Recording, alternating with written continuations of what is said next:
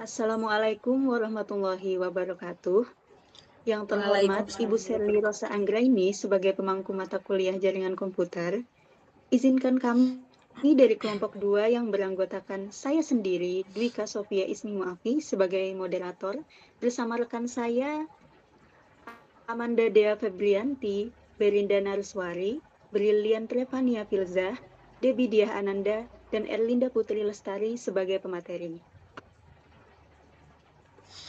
Kami di sini untuk menyampaikan hasil diskusi kami yang mengangkat kasus sebagai berikut, yakni perusahaan retail dengan toko cabang. Perusahaan retail dengan toko fisik di 5 lokasi berbeda memerlukan jaringan terpusat yang menghubungkan semua cabang ke server pusat di kantor utama. Setiap cabang harus terhubung untuk mengelola persediaan barang secara real-time dan melakukan pembayaran elektronik. Untuk materi selanjutnya akan dilanjutkan oleh Brilian. Waktu dan tempat dipersilakan. Terima kasih kepada moderator. Selanjutnya adalah kebutuhan jaringan yang dibutuhkan. Yang pertama, identifikasi perangkat yang diperlukan. Dalam kasus ini, kita memerlukan yang pertama, router di setiap cabang, yang kedua, server pusat di kantor utama, yang ketiga, access point untuk WiFi di cabang, yang keempat, switch untuk menghubungkan perangkat di setiap cabang.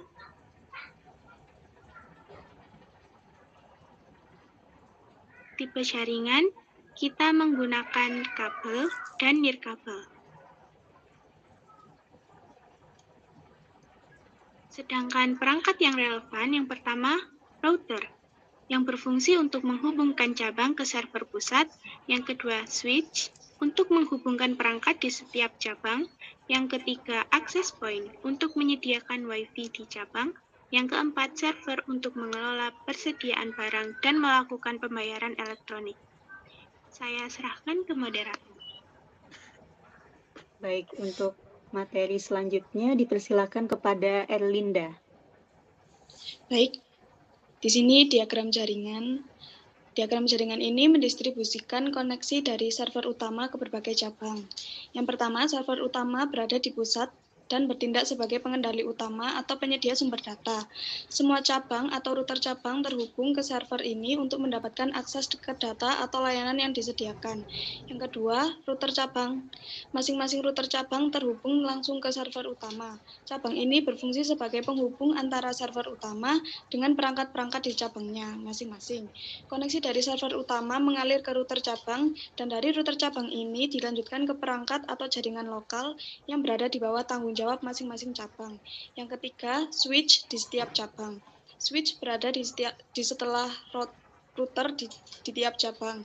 Setelah data melewati router cabang, ia terus ke switch. Arah aliran data dari router menuju switch dan kemudian ke perangkat-perangkat yang terhubung melalui kabel di jaringan lokal.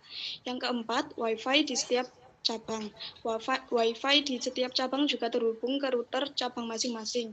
Dari router cabang juga mengalir ke perangkat terhubung melalui WiFi, selain yang terhubung melalui kabel ke switch.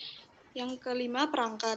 Perangkat di setiap cabang mendapatkan koneksi dari switch atau langsung dari WiFi. Data dari router cabang mengalir ke perangkat melalui switch atau WiFi. Terakhir, koneksi internet. Server utama tampaknya terhubung ke internet di bagian paling bawah diagram. Koneksi ini memungkinkan seluruh jaringan mendapatkan akses ke internet. Arah koneksi dari server utama menuju ke internet menyediakan jalur akses ke dunia luar. Saya kembalikan ke moderator. Baik, untuk materi selanjutnya disilakan kepada Berinda. Baik, terima kasih. Yang ketiga yaitu justifikasi pemilihan perangkat. Yang pertama, router di setiap cabang dipilih karena dapat menghubungkan cabang ke server pusat dan memungkinkan komunikasi antar cabang. Yang kedua, switch dipilih karena dapat menghubungkan perangkat di setiap cabang dan memungkinkan komunikasi antar perangkat.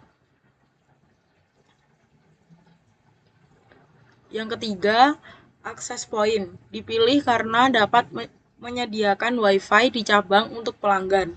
Dan yang keempat, server dipilih karena dapat mengelola persediaan barang dan melakukan pembayaran elektronik. Terima kasih, saya kembalikan kepada moderator. Baik, untuk selanjutnya dipersilakan kepada Amanda. Selanjutnya ada pengolahan jaringan untuk studi kasus perusahaan retail dengan 5 cabang yang dapat dilakukan dengan cara berikut. Yang pertama ada pemeliharaan jaringan akan dilakukan secara rutin untuk memastikan jaringan berfungsi dengan baik. Yang kedua, troubleshooting akan dilakukan jika terjadi masalah pada jaringan. Dan yang ketiga, penggunaan jaringan akan diawasi untuk memastikan penggunaan yang tepat. Selanjutnya saya kembalikan kepada moderator. Baik, untuk pemateri terakhir, Debbie, disilakan. Baik, terima kasih kepada moderator. Selanjutnya saya akan membacakan tentang keamanan jaringan. Yang pertama, enkripsi akan digunakan untuk memastikan keamanan transaksi pembayaran elektronik. Yang kedua, freeware akan digunakan untuk memastikan keamanan jaringan dari serangan luar. Yang terakhir, penggunaan password yang kuat akan diterapkan untuk memastikan keamanan akses ke jaringan. Terima kasih, saya kembalikan ke moderator. Baik, karena materi dari kelompok kami telah disampaikan, saya ucapkan mohon maaf atas kurang dan segala kesalahan.